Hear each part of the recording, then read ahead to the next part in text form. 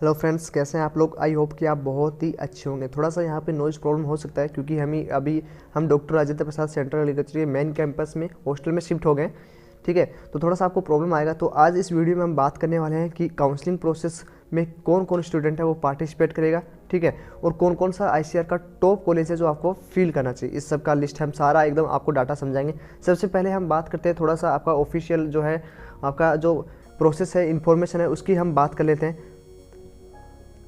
अब सबके मन में एक ही सवाल होगा कि सर आईसीआर का रिजल्ट आ चुका है, आपका रैंक कार्ड नहीं आया। ठीक है, सबसे बड़ी प्रॉब्लम यही आ रही है। पहले एनटीए जो है वो बीएचयू में भी यही प्रॉब्लम दिखा रहा था, उसका एडमिट कार्ड है वो रिलीज़ नहीं कर रहे थे। अब जो है रैंक कार्ड को लेकर प्रॉब्लम आ रहा है। यदि आपने एग्ज़ाम कैंडिडेट करवा है तो सही टाइम पे सही काम आपको करना ज़रूरी है, क्योंकि स्टूडेंट का जो है टाइम वेस्ट हो रहा है। आपको सबको पता है कि हमारा सेमेस्टर जो है अभी कंप्लीट हो चुका है और आपका सेमेस्टर है वो स्टार्ट हो जाना चाहिए इस टाइम पे, लेकिन आपका सेमेस्टर अभी काउंसलिंग प्रोसेस भी स्टार्ट नहीं हुआ है। तो ये आपको बहुत प्रॉब्लम दे सकता है, क्योंकि यदि आप कॉलेज आपको अलॉट होता है तो वहाँ पे आपके कोर्स है वो जल्दी कराया जाएगा। ठीक है, आपको कुछ भी समझ में नहीं आएगा।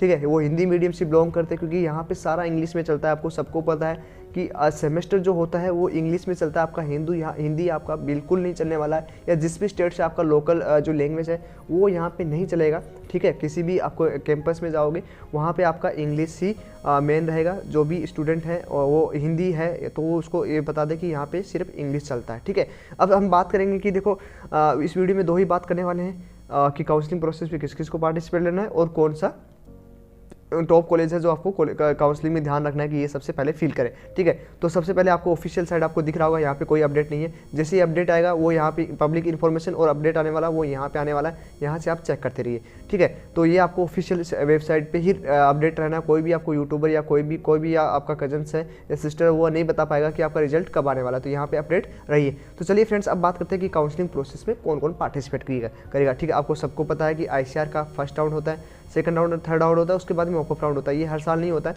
डिपेंड करता है कि आपका आईसीआर की 5 कॉलेज में नंबर ऑफ सीट्स हैं वो ज़्यादा रही हो, जिसमें स्टूडेंट अभी भी सीट अलॉट हो सकती है। ठीक है डियर, तो आपको काउंसलिंग प्रोसेस में जिसको भी आया जनरल है, ठीक है, जो भी जनरल का स्टूडेंट है, ठीक है, उसके 90 अप्रोक्स परसेंटाइल आ रहे हैं वो पार्टिसिपेट करेगा। ठीक है, उससे नीचे वाले क्या करने हैं, आप ओबीसी भी मान सकते हो।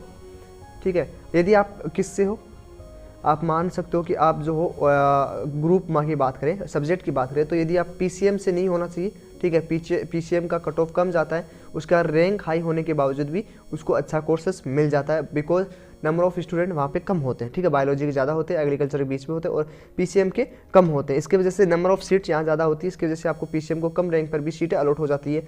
तो आपको पार्टिसिपेट किसको करना है, देखिए स्टूडेंट, मेरा यही कहना होगा जिसकी भी 50 परसेंटाइल से या 60 परसेंटाइल से ऊपर आता है। बाकी आपका रैंक आने के बाद में बता दिया जाएगा किस किस को पार्टिसिपेट करना चाहिए। यदि 60 परसेंटाइल से ऊपर आ रहा है या 70 या 80 के लगभग आ रहा है तो आपको काउंसलिंग प्रोसेस में जाना है। सबको पता है कि काउंसलिंग प्रोसेस की फ़ीस जो होती है वो 500 से लेके 1000 के बीच में, 500 से लेके 1000 के बीच में होती है। ठीक है, तो आपको ज़्यादा पैसे नहीं। यदि आपका कई सीट अलॉट होता है तो मॉपअप राउंड में क्या होता है कि मान लीजिए कि एक कॉलेज है, ठीक है, वो अपना मॉपअप राउंड करवा रही है, बहुत से स्टूडेंट ने यहाँ पार्टिसिपेट नहीं, जिसके कम परसेंटाइल है, जिसके अच्छे परसेंट, मान लीजिए उस कॉलेज में अच्छे परसेंट वालों ने फील नहीं किया मॉपअप राउंड, क्योंकि उनको पता नहीं चला या उन्होंने पार्टिसिपेट नहीं किया कि नेक्स्ट ईयर करते हैं। तो कम परसेंटाइल वाला क्या उसके लिए वहाँ पे अप्लाई करेगा। मान लीजिए कि 70 वाला वहाँ पे अप्लाई किया तो ऑफकोर्स उसको जो है सीट है वो अलॉट हो जाएगी। तो वो भी स्टूडेंट है वो पार्टिसिपेट करे, और जिसको कॉलेज अलॉट नहीं हो पा रही है और अच्छे परसेंटाइल है वो भी ट्राई करें। ठीक है, और जिसको भी first round, second round, third round में सीट अलॉट हो जाती है वो मॉपअप राउंड में ट्राई नहीं कर सकता।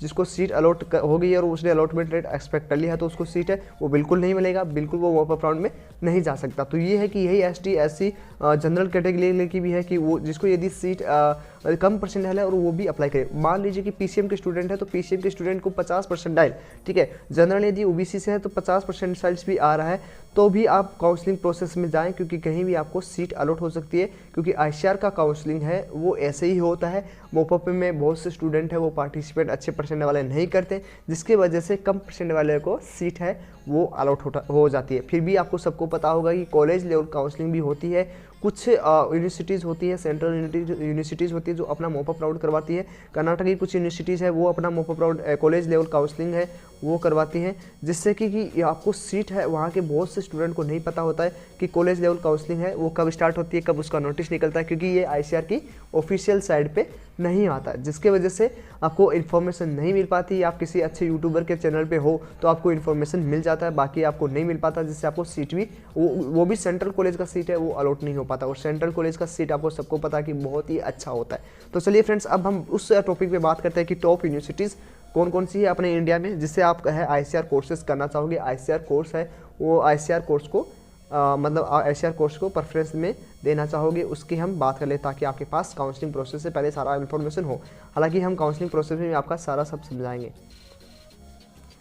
अभी यहाँ पे देख सकते हो कि ये जो डाटा है वो 2020 का है, ठीक है। सबको पता है कि 2020 का ये डाटा यहाँ पे देख सकते हो, ये ऑफिशियल डाटा है, ठीक है। अब बात करते हैं, यहाँ पे आपका सारा रैंक दिया होगा, यहाँ पे यूनिवर्सिटी नेम दिया होगा आपको कहीं भी। हमारे टेलीग्राम में मैंने पहले सेंड किया तो वो डाटा थोड़ा पुराना था, ठीक है। 2019 का यहाँ पे ये थोड़ा सा डाटा है, वो 2018 का डाटा था। अब 2019 का हम डाटा आपको दे रहे हैं, 2020 का भी जल्दी अपलोड हो गया होगा। अब फिर उसका भी डाटा आपको दे दिया जाएगा। तो रैंकिंग की बात की तो सबसे पहले रैंक आपको दिया जाए तो NDAR की बात है, जो कि BSc एग्रीकल्चर नहीं करवाता है, ठीक है। ICAR national dairy research institute Karnal है। पंजाब एग्रीकल्चर यूनिवर्सिटी उसका 2 है, दूसरा रैंक है। तीसरे रैंक पर है ICAR, तीसरी रैंक की बात करें तो ICAR veterinary, ICAR Indian agriculture research institute new Delhi है। चौथे नंबर पे इंडियन वेटनरी रिसर्च इंस्टीट्यूट है GV पंत। उसके बाद में आता है चौधरी चरण सिंह हरियाणा की जो कॉलेज है, उसके बाद में 6 नंबर पे आता है। तो ये सारी कॉलेजेस हैं, आपको जो है फील करनी है, ठीक है। आई होप सबको अच्छे से समझ में आ रहा होगा। यदि आपको फिर भी यदि PDF फॉर्म में चाहिए तो हमारा टेलीग्राम का लिंक मैंने नीचे डिस्क्रिप्शन में दिया, वहाँ से ज्वाइन होकर हमसे मंगवा सकते हैं, ठीक है। तो सारा कॉलेजेस का हमने एक बार लिस्ट दे रखा है, आप एक बार देख लीजिए, ठीक है। फिर भी नहीं यदि समझ में आप मंगवा चाहते हो तो आपके टेलीग्राम लिंक मैंने डिस्क्रिप्शन में दे रखा है, ठीक है। 12 नंबर पे ये आता है श्री कश्मीर यूनिवर्सिटी, 13 नंबर पे आता है आचार्य, 14 नंबर पे श्री चौधरी चरण सिंह आता है, सरवन सिंह कुमार, और उसके बाद में आता है बिंदन चंद्रा कृषि विश्वविद्यालय पे 15 नंबर पे इसका रैंकिंग है। आप सारा रैंकिंग याद रखें, जब भी आप काउंसलिंग प्रोसेस में जाते हो तो आपको याद होना चाहिए कौन सी कॉलेज की क्या रैंकिंग है, क्या सबसे ज़्यादा प्लेसमेंट अच्छा है, क्योंकि प्लेसमेंट जो है वो रैंकिंग से ही डिसाइड देता है। तो आप अपनी यूनिवर्सिटीज़ का एक बार देख सकते हैं, 22 नंबर पे, 23 नंबर पे, 24 नंबर पे, 25 नंबर की यूनिवर्सिटी, 26 नंबर की, 27 नंबर की, 28 नंबर की, 29, 30, ठीक है। 30 नंबर पे 31 नंबर पे आता है जवाहरलाल नेहरू कृषि विश्वविद्यालय, जो कि जबलपुर में है। उसके बाद में 30 नंबर पे 29 नंबर पे महाराष्ट्र एनिमल एंड फॉरेस्ट्री, जो कि नागपुर में है, ठीक है। Lala Lajpat Rai university of veterinary and animal science Hisar में स्थित है, ठीक है। तो सारा कॉलेजेस मैंने यहाँ पे डाटा दिया है, आप आराम से देख सकते हो। 32 नंबर 35 नंबर पे देख रहे हो। 36 नंबर पे अभी इसका ICAR का रैंकिंग चला गया है। Doctor Rajendra Prasad central agriculture university Samastipur, ये हमारा ही यूनिवर्सिटी है, ओके। ऑल इंडिया इसका ICAR का रैंक 35 है। उसकी बात करें तो Shri Kashmir university of agriculture technology 37 number पे चली गई है। और थोड़ा कुछ यहाँ पे आपको देख रहे Chandrashekhar Azad university agriculture technology Kanpur वाली कॉलेजेस की। उसके बाद राजस्थान की बात की जाए तो राजस्थान की